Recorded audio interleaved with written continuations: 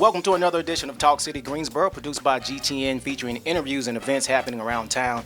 It's an easy way to stay in the know while you're on the go. Subscribe to Talk City on iTunes, Pandora, Google Play, or SoundCloud so you can keep up with what is going on in Greensboro City government and beyond. I'm your host, Rodney Dawson. I'm solo today. No Josh, no Rosemary, but I have two wonderful guests, and we're going to have a fascinating conversation. They're going to keep me company today. And if you've heard of Greensboro's Adhoc Committee on African American Disparity, who work and discuss and raise awareness the difference levels and unfair treatment faced by African Americans, which is a heavy subject. So oftentimes you like to create a balance and meet in less intense circumstances, I might say. And I can imagine might be one of the reasons for the upcoming mixer you're here to talk about. With us today, representing the Ad Hoc Committee on African American Disparity, also known as ACAAD, is ACAAD Committee Chair Crystal Black, and Liz Lennon, who's the Boards and Admissions Coordinator for the Human Rights Department. Welcome to Talk City Greensboro. Thank you for having us. Appreciate you being here. Did you find us okay? We found you. Yeah. All right, we're in the cut. Yeah, you are. All right, and so to get started, I want to, Ms. Black, tell us a little bit about yourself and how you found yourself doing this work. Give us about 60 seconds for that. So I am involved in the community in various ways, and in 2019 I decided that I wanted to have a conversation with leaders in Greensboro about a place and platform to where people of African American descent could come and have a honest conversation. In other words, black folks. Okay. Can we have a space where we can come and talk and have conversations about us? And what I found was that the word diversity had been stretched so thin that it encompassed a lot of different groups of people. And so, again, traditionally and historically, the conversation about the plight and concerns of black folks were tabled to the end. So I really wanted to have a committee, hopefully a commission, that will highlight specific areas of discussion around black people in Greensboro and how we can be better, how the city can serve them better, and be able to come to a space where they can share ideas and create dialogue about how we move as people in the future. You know, and I'm a history guy, so I know you've delved into the rich history that black folks have, That's particularly right. in Greensboro. Liz, the same question, Liz Lennon, same question to you. What played out just right to get you where you are today in this position? Actually, I've been with the city for about 20 years, and very heavy community driven. I started out, of course, with Parks and Rec, and a lot of the programming that I did was educational. We would have community enrichment festivals, etc., anything that would target the community knowing their resources and the different things that they could do. So, of course, when this position came about, I was very, very happy because I was able to be more hands-on. Behind the scenes, everything that she just mentioned, making sure that I provide those resources for them.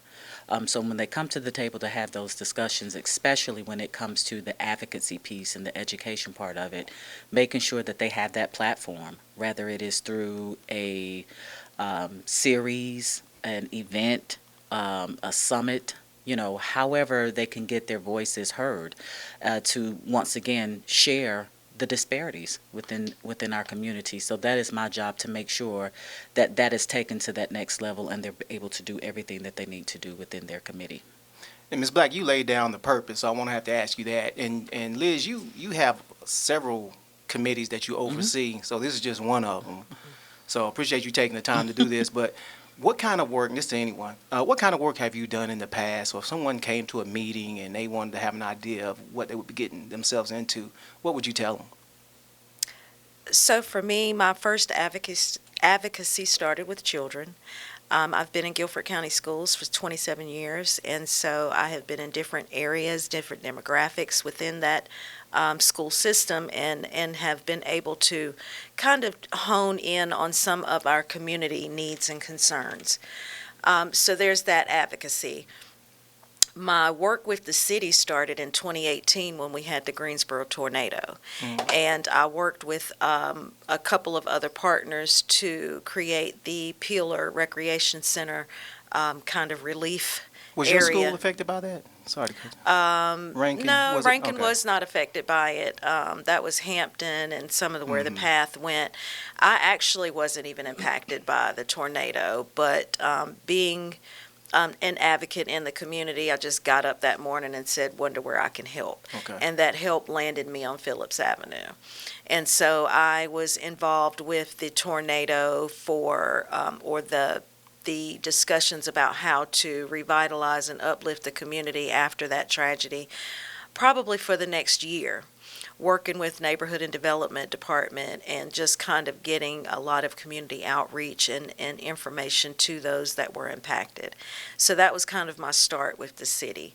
Then I moved on to working kind of intimately with Councilmember Hightower, just kind of talking about different areas of concern and subjects that we have in District 1, which was my district at the time.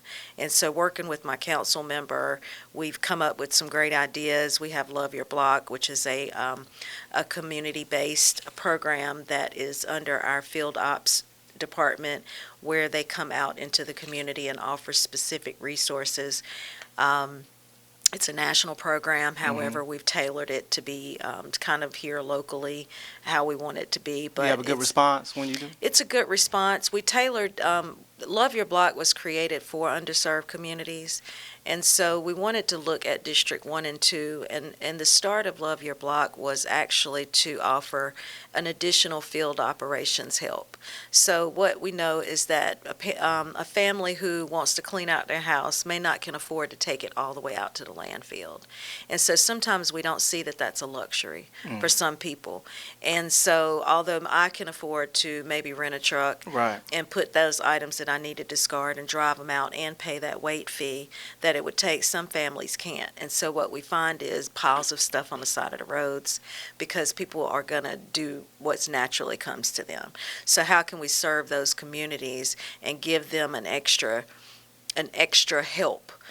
So that meant bringing those field op trucks into their communities and letting them sit there on a Saturday. Maybe bringing in the community resources from GPD or code enforcement to address some of the issues that they're having in the community and make it a little bit more intimate so that people can own their spaces and people can be involved in the ownership of their spaces. So that's the design of Love Your Block. Along with that, I've worked with Councilmember Hightower in kind of thinking through some ordinances that I think help our underserved communities. And so she has been a great guide for me as far as being able to know where to land in my advocacy for communities, specifically Black communities. And so she is also the one that I went to for ACAAD. Okay. And so for ACAAD, I just asked her, here's my thoughts. Can you support it? We had conversations around ACAAD for about maybe a month or two before we kind of decided how we would like for it to sit within the city. And so she brought it to City Council as a proposal. I went to City Council to ask for this committee. Yeah, I was told you were a regular over there. Well, I can be a regular at City Council meeting, but I do believe that it is important to have a voice. And I believe that sometimes in the Black community, we feel like our voice is not welcomed. I'm one who's going to come whether my voice is welcomed or not. But I do come with truth, or I try to come with truth. And when I am needed to be corrected, I don't mind being corrected, but I do want to hold people accountable for ensuring that we all are receiving the same things in the city of Greensboro. Did you have something to add, Liz? These are some heavy, like I said, you're talking about gaps, disparities, and so it can be some intense subjects. And so, but Liz, I want to ask you, you knew you were taking on something when you started to oversee these committees, but particularly this one. And from conversations I've had with you, I know this one's close to your heart. But if I'm coming in, if I'm saying I want to be a part of that organization, can I, number one, and what can I expect as far as time-wise or any type of commitment? Everything that she just said, we have focus areas. So when you come in, it's really about what you want to advocate for. What is your concern? Because that's how we are driven to the table. Concerns, and those concerns being, once again, whether it is health, housing, criminal justice and police accountability. Those are our focus areas within ACAAD: criminal justice and police accountability, housing and health. Workforce development, and economic development. Those are the things that we focus on. So it's taking those and not just looking at the disparities, but also having that conversation of how we can resolve. Because it's one thing to talk about it, but sometimes we can talk, and there's no resolution. So we come to the table to say, hey, like she mentioned earlier with the ordinance, this is what we want to propose. This is what we want to do. And so it's very important to me in my job to make sure I streamline all of those things. So when a person is coming in, it is really important for me to know what is your interest, because sometimes some of the things that you want to advocate for, we may be able to, address those needs within our committee, and some things, I can refer you to another committee because it's something that we may not be addressing at that time. But when it comes to the time frame, we do meet once a month. Our public meetings is every fourth Thursday. This is virtual or in person? Virtual. We have it virtual, and the link is online. We meet at every fourth Thursday of the month at 6 o'clock. And we also have a quarterly every quarter. So we have March, I think it's June, September, and December. And that is our in-person. So we do have that open for the community to come, engage with our committee members, and to kind of just get a feel of what we do. They're able to actually sit in on a meeting and, talk through and really voice their opinions and really find out what it is that we do within our commissions. But for now, what we are focusing on are our African Diaspora foodways. And I really think that it is important for us to be educated on the path of our food and how we have found what is on our plate, how it landed here. And what I find is that we tend to not talk about the connections between our soul food, what we call, that's connected with Caribbean food, that goes back to African food. And when you look at those menus and the ingredients that are used and the way that things are prepared and cooked and served, you will be able to walk that all the way back to our African traditions. And I think in a time where we are becoming more conscious about our history and wanting to know more, that starting with food, which we know some kind of way, like you said, is always connected to us as people. Why is that? And so when we walk it back, we can see how food was the activist for us. It was an economic development for us. It was a savior for us when we were brought on ships to America. It was the seeds that were braided in hair. Those seeds were planted, and those became a part of the meals that we ate. And so when you start to have the conversations about that black eyed pea, and you're wondering why you still have it on your plate, on your soul food plate, there's so much history and such a story that is rich that we should not only honor, but we should embrace. And so I think that the more that we start to talk about this food and the food pathways that have happened in our community, that people will start to understand more. And I think it also will introduce a new conversation that we as blacks need to have, and that's how to still have that soul food, but have it a little bit healthier.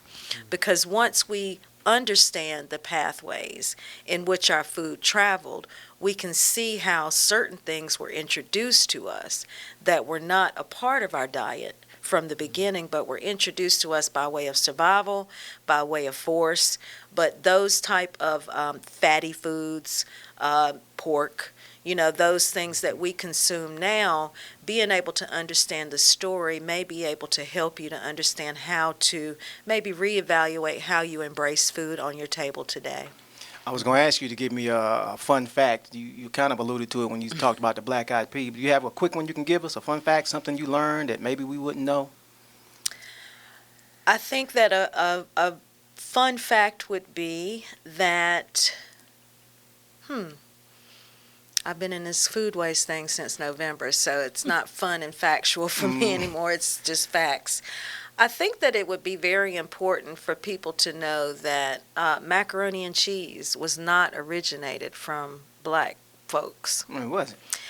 There was a black chef who was trained in France. His name is James Hennings. Hemmings, and he was introduced to this dish, which started out on our tables as macaroni pie. Mm-hmm.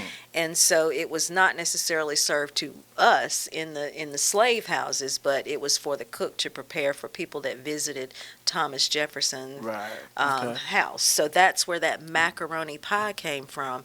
The ingredients, a lot of ingredients that we consider as soul food, weren't available to us. Black folks weren't allowed to eat vanilla ice cream except on July 4th. That's a fact for you. Mm-hmm. And the rationale behind that is crazy, but when we wonder why we're so partial to butter pecan ice cream, Mm-hmm. it's because of that history that we walked through, that was the flavoring Right. that we could find in our ice cream to use, because that vanilla was so sacred in the master's kitchen that we did not have access to that. So that vanilla ice cream wasn't for us. Butter pecan was how we learned how to have ice cream. So there's just a lot of things, and you wonder why my daddy eats so much mama's butter. favorite ice cream. My mama's And favorite mine. ice cream is Yeah. butter pecan, and a lot of that goes back to how our food traveled and the story of our food. Right. And I think that the upcoming generations would appreciate these stories so much more Absolutely. than our generations kind of learning about them now and kind of making those connections. That's why my daddy eats butter pecan. That's why we have hot sauce on our tables. This is why we like our foods a certain way.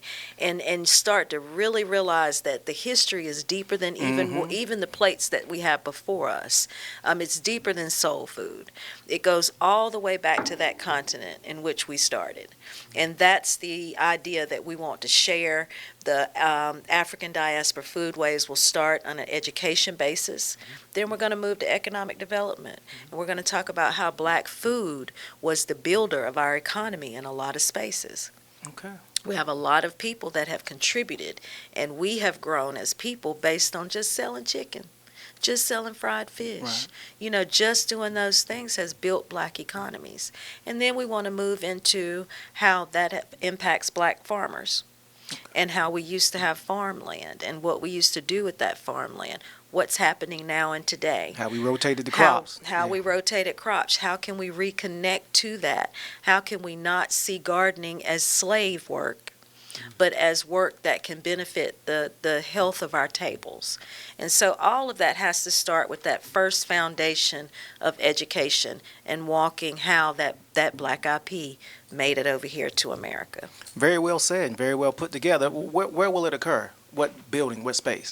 We will be at the African American Atelier within the Culture Center downtown. So it's 200 North Davie Street, and it'll be next Thursday from 5 to 7. Mm-hmm. So February 22nd from 5 to 7. We're super excited, and we have definitely partnered with some restaurants, local restaurants, which is a part of the economic part of it. We have Paradise, Jamaican food that we're really excited. I know that everybody jerk knows chicken. Paradise. Paradise, who is actually a staple in the community. They have been established since, the early 90s. And so they'll be there, and their food will be represented. We have My Girls Catering, which is also a soul food catering, Ben's Boys. Okay. They'll be actually It's a high presenting. point. It's my hometown. Yes. Yeah. And we have TF Congo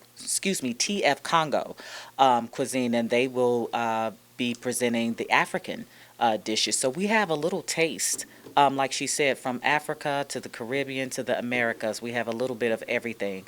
And it will be a taste. Now, I don't want anybody to think it's going to be a full plate. So don't bring any styrofoam and No foil we will needed. not No be foil leaving foil. needed. Yeah, No yeah. foil needed. taking plates home. Please, it is a taste of the diaspora. So, we will have samples, and you are able to, kind of walk through. And Chair Black has also provided a display. So all of the things that she just educated on, you'll be able to walk through and actually see that and get the story behind that as you taste some of the food that will be offered. Chair Black, did you teach your students this when you were in the classroom? Did you get an opportunity to do that?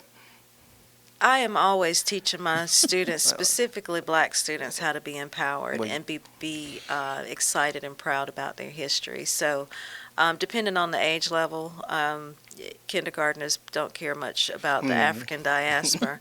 But as they grow older, I do believe that they need to embrace things that are historical in their backgrounds. Right. So I do what I can All right. Well, within the realms of Guilford County Schools. I got you. Well, you got some ideas rolling in my head. And I always used to tell my students, or tell people, nothing just happened. You know, so you can trace the history and That's find right. out. But That's save, right. remember to save the date. We thank you for being here, Liz Lennon. Absolutely. As well as Committee Chair Crystal Black. Thank you for having us. Remember to save the date. The Taste of African Diaspora is a mix and mingle, and you can taste different kinds of foods. You know, you're not going to get full, but you're going to taste it. And at the African Atelier at the Cultural Arts Center, 200 North Davie, that's going to be on February 22nd. You said that was Thursday, correct? From So 5 Thursday, to 7. 5 p.m. to 7 p.m. And you can go to the website at greensboro-nc.gov and just look up human rights, and you can get more information on that. So Absolutely. we appreciate you joining us. Thank you for having us. No, thank you for you. being here. And also, I want to shout out our intern from North Carolina A&T, Aggie Pride. Aggie Pride. Ahmad Kellum. He's running the camera for us, and pretty soon I'm going to get him in front of this camera right quick. If he's an Aggie, he'll be right He seems like a there. sharp young That's man. right, Yeah. that's right. Aggies do. Or did That's- we change that motto? Aggies always do. Aggies always do. That's right. All right.